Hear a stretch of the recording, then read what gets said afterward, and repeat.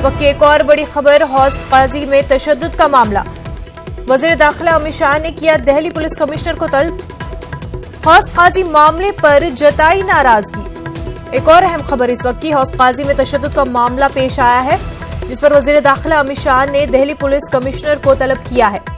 हौज काजी मामले पर वजीर दाखिला अमित शाह ने नाराजगी जताई है।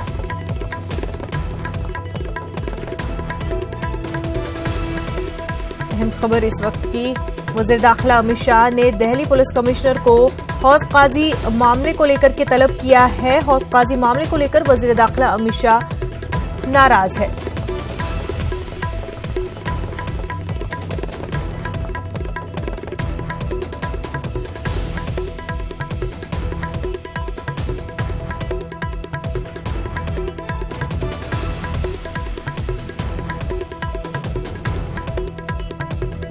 नाज़रीन, आपको बता दें कि हौज काजी में तशद्दुद का मामला पेश आया था, जिसको लेकर वजीर दाखिला अमित शाह ने दिल्ली पुलिस कमिश्नर को तलब किया है।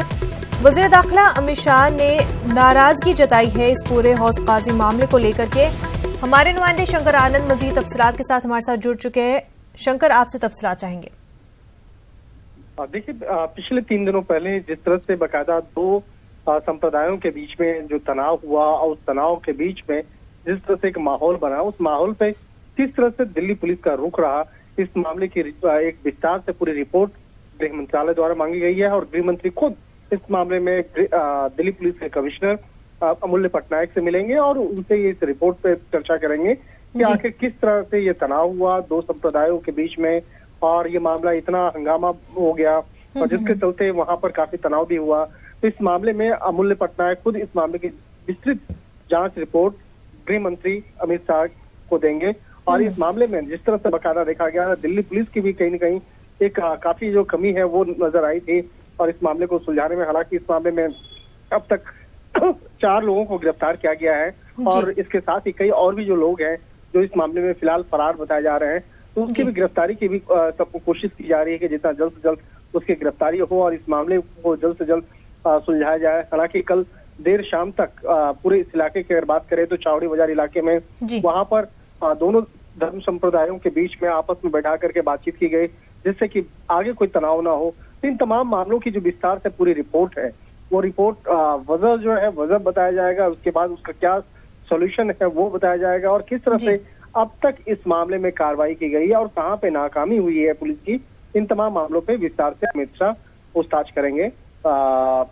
दिल्ली पुलिस के कमिश्नर से और दिल्ली पुलिस कमिश्नर इस मामले की अपनी रिपोर्ट देंगे कि आखिर किस तरह से उन्होंने इस मामले को सुलझाने की कोशिश की और कहां पे उनकी नाकामी साबित हुई है।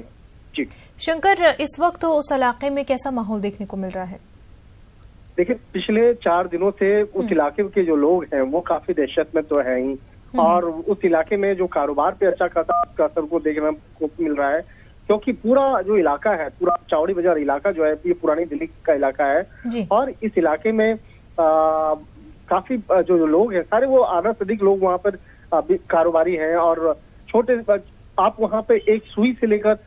एक बड़े से बड़े ट्रक और हवाई जहाज का पार्ट तक खरीद सकते हैं। कहने का मतलब है कि ये एशिया की बहुत बड़ी मंडी में से बड़ी एक मार्केट में से एक है और चावड़ी बाजार के हैं या चांदनी चौक का इलाका के हैं, ये पुरानी दिल्ली जो है यहाँ पे या खान पान की बातें करें तो ये पूरा का पूरा इलाका है। इस इलाके में शांति और अमन कायम करने के लिए कल देर शाम में भी बाकायदा वहाँ पे मुस्लिम संप्रदाय के लोगों ने वहाँ पर एक मार्च निकाला और लोगों से अपील की कि आप सब लोग, हम लोग आपस में भाई भाई हैं और इस मसले को जल्द से जल्द समाधान हम लोग चाहते हैं और दोनों संप्रदायों को आपस में मिल बैठ करके इस मसले का एक समाधान निकालना चाहिए। तो एक बहुत ही बेहतर पहल कल शाम में की गई और इसके साथ ही दोनों संप्रदाय को एक साथ बैठा करके बातचीत का जो एक मसौदा है वो तैयार किया जा रहा है, जिससे कि इस पर असर पड़े, क्योंकि कारोबार पे असर पड़ता है तो जो लोगों के घर पे भी उसका असर पड़ेगा, उसके किचन पे भी असर पड़ेगा, क्योंकि हर रोज यहाँ पे बहुत सारे ऐसे लोग हैं जो दिहाड़ी मजदूर हैं और दिहाड़ी मजदूर के उसके दैनिक जो पैसे आते हैं उस पर असर पड़ता है। लिहाजा कोशिश की जा रही है कि इस इलाके में जो जितना जल्द से जल्द हो शांति और अमन जो है वो बहाल हो, जिससे कि उनकी दुकानें खुले और दुकान खुलने के बाद उनका जो रोजमर्रा का जो सामान है, जो खरीदना बेचना वो हो सके। जी बिल्कुल शंकर, उम्मीद की जा रही है कि जल्द से जल्द इस इलाके में अमन बहाल हो जाए। बेहद शुक्रिया आपका।